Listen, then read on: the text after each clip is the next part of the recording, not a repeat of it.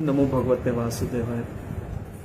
श्री कृष्ण गोविंद हरे मुरारे, हे नाथ नारायण वासुदेव, हे नाथ नारायण वासुदेव, हे नाथ नारायण वासुदेव। श्री कृष्ण गोविंद हरे मुरारे, हे नाथ नारायण वासुदेव। श्री कृष्ण गोविंद हरे मुरारे, हे नाथ नारायण वासुदेव, हे नाथ नारायण वासुदेव, हे नाथ नारायण वासुदेव। श्री कृष्ण गोविंद हरे मुरारे, हे नाथ नारायण वासुदेव। श्री कृष्ण गोविंद हरे मुरारे, हे नाथ नारायण वासुदेव। हे कृष्ण करुणा सिंधु दीन वंदे जगतपते, गोपेश गोपीकांत राधाकांत नमोस्तुते। जय हो प्रभु। ओम नमो भगवते वासुदेवाय। भगवान श्री कृष्ण चंद्रकला में जन्म लिए थे और 16 कलाओं में निपुण थे। भगवान द्वापर में भगवान विष्णु के 8वें अवतार थे और उन्होंने भीष्म पर्व में अर्जुन को गीता का ज्ञान दिया था। गीता एक अलौकिक ग्रंथ है। गीता ज्ञान गंगा है।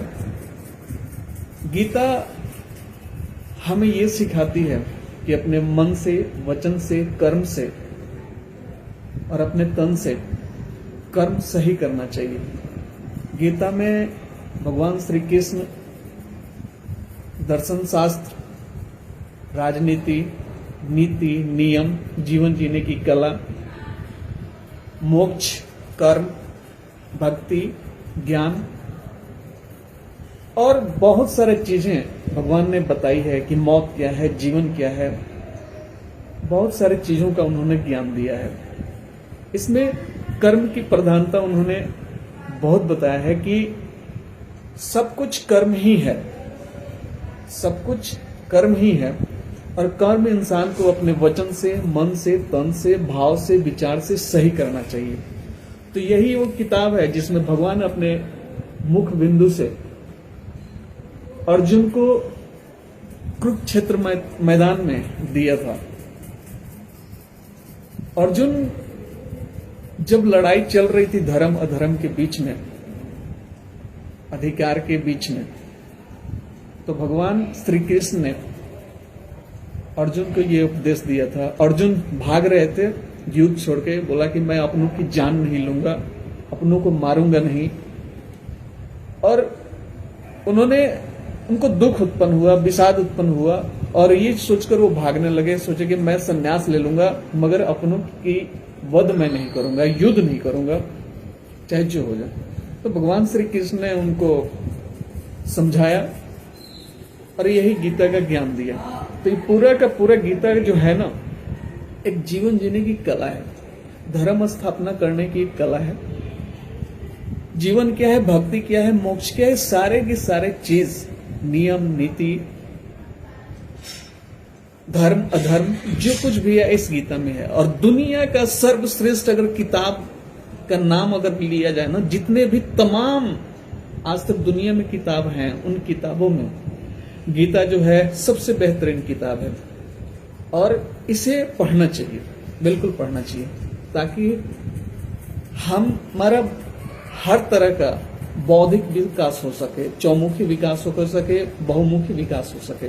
तो गीता हमारे लिए पढ़ना बहुत आवश्यक है, क्योंकि एक अपने आप में एक हीरा है, एक कोहिनूर है जो हम सभी भारतवासियों को मिला हुआ है। और भारतवर्ष एक आध्यात्मिक देश है। भारतवर्ष एक आध्यात्मिक देश है और उसमें गीता हमारे लिए संपूर्ण जीवन जीने की कला और विद्या बदलता है। धर्म से अधर्म का चीज बताता है कि हमें कैसे अपने कर्तव्य को, ड्यूटी को, जिम्मेदारी को निभाना चाहिए। तो वो सारा चीजें इस गीता में है। गीता एक गुरु है हमारा। गीता जो है एक गुरु है। गीता हमारी माँ की तरह है, जिसे हमें माँ की तरह देखभाल करती है इन शब्दों से।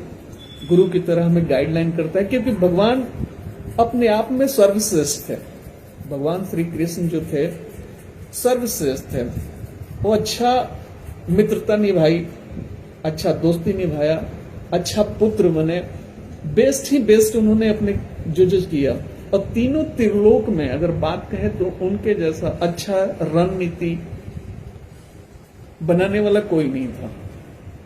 और विश्व के सबसे बड़े मैनेजमेंट गुरु, आज से 5100 साल पहले इन्होंने गीता का उपदेश कुरुक्षेत्र में दिया था। सब विश्व के सबसे महान मैनेजमेंट गुरु अगर कोई है तो भगवान श्री कृष्ण ही है। क्योंकि भगवान श्री कृष्ण दुनिया को लीडिंग करना सिखाया, धर्म की स्थापना करना सिखाया, लड़ना सिखाया, अपने कर्तव्य के प्रति जागरूक किया। और ये भी बताया इस गीता में एक चीज और है कि इंसान को दो ही जगह पर लड़ना है। एक तो खुद से लड़ना है और दूसरी लड़ाई अपनों से लड़ना है। क्योंकि अपनों ने महाभारत में आप देखे ही होंगे कि महाभारत जो है उसमें एक देवर जो है अपने भाभी का ही वस्त्र हरण करता है, चीर हरण करता है। तो एक तो खुद से लड़ना है, दूसरा और एक तो अपनों से ही लड़ना है। तो ये चीज हमें महाभारत से सीखने को मिलता है।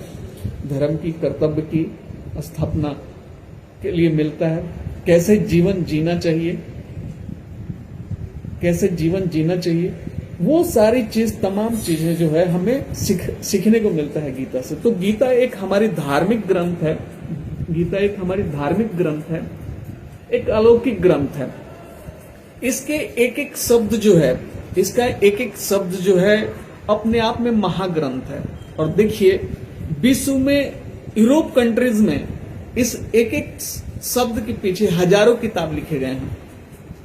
इस किताब के एक एक शब्द के पीछे हजारों किताब लिखे। आज पूरा का पूरा यूरोप कंट्रीज में हरे राम हरे कृष्णा, हरे राम हरे कृष्णा, हरे राम हरे कृष्णा में डूबा हुआ है। तो ये हमारे लिए भी, हमारी संस्कृति के लिए भी बहुत अच्छा है। और इस संस्कृति को हम सभी को अपनाना चाहिए।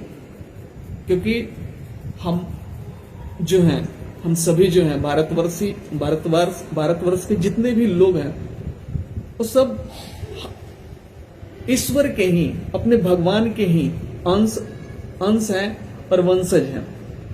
हम पार्ट हैं, we are part of God, और उन्हीं के वंशज भी हैं। तो हमें वो गुण है, लेकिन किसी कारणवश हो सकता है कि हम उन गुणों को उजागर नहीं कर पा रहे हैं, लेकिन हम में वो चीज है।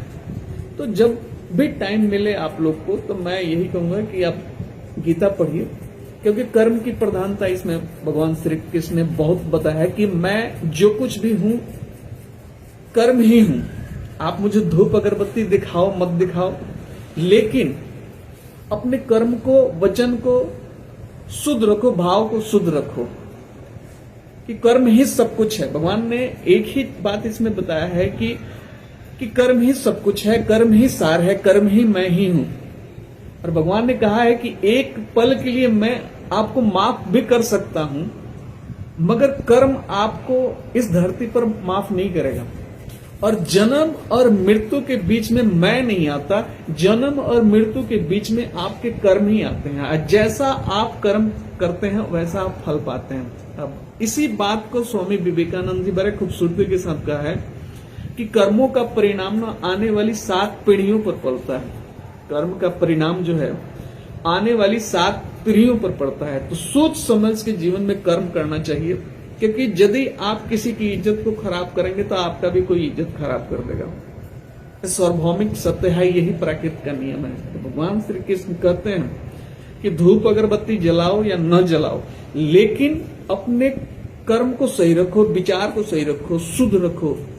क्योंकि जहां पर आपके कर्म शुद्ध होंगे वहां वही मंदिर है, वही पूजा है। तो भगवान ने बताया है कि अपने कर्म को ज्ञान से करो, भक्ति के साथ करो, तब आपको मोक्ष भी मिलेगा। जब आपको समझ में आ जाएगी इन चीजें, तो ये मोक्ष भी मिलेगी। तो जब ये धरती पर भगवान श्री कृष्ण इस धरती पर जब आए थे ना, तो इस धरती का नाम भी कर्म भूमि पड़ा था, इस धरती के नाम भक्ति भूमि भी पड़ा था, इस धरती का नाम मोक्ष भूमि भी पड़ा है। तो भगवान कृष्ण ने इस धरती को बहुत पावन बनाया, और भारत की भूमि जो है कर्म भूमि है, बिना कर्म के कोई यहां जी नहीं सकता। तो इसीलिए भगवान ने दूसरे अध्याय में 30वां श्लोक है, 47 श्लोक है, और इसमें आपको बताऊं कि 18 अध्याय है और 700 श्लोक हैं, जिसमें अध्याय नंबर 2 में और 47वां 47 श्लोक जो है, उसमें भगवान श्री कृष्ण ने कहा है कि कर्मण्यवाधिकार रस्ते मां फलेषु कदाचन मां कर्म फल हेतु माते संगोत्सो कर्मणि, कि कर्म ही सब कुछ है। आप कर्म करते जाओ, कर्म करते जाओ, अच्छा करते जाओ, you will get better, you will get better, you will get better. आप कर्म अच्छा करते जाओ, जीवन में हर चीज मिलेगा।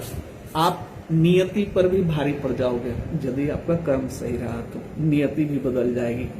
तो वही ये बात आगे चल के 15वीं ईस्वी में रामचरितमानस में तुलसीदास भी कहते हैं कि कर्म प्रधान विश्व रचि राखा, जो जस करहि सो तस फल चाखा। तो भगवान की ये बातें हैं, कर्म ही सब कुछ है। भारत का जो भूमि है कर्म भूमि है, कर्म पर ही सारा लेख है और खेल है। तो कर्म हमें अच्छा करना चाहिए। और आप सभी को कृष्ण जन्माष्टमी की ढेर सारी शुभकामनाएं। राधे राधे। श्री कृष्ण गोविंद हरि मुरारी, हे नाथ नारायण वासुदेव। ओम नमो भगवते वासुदेवाय। राधे राधे। जय श्री कृष्ण।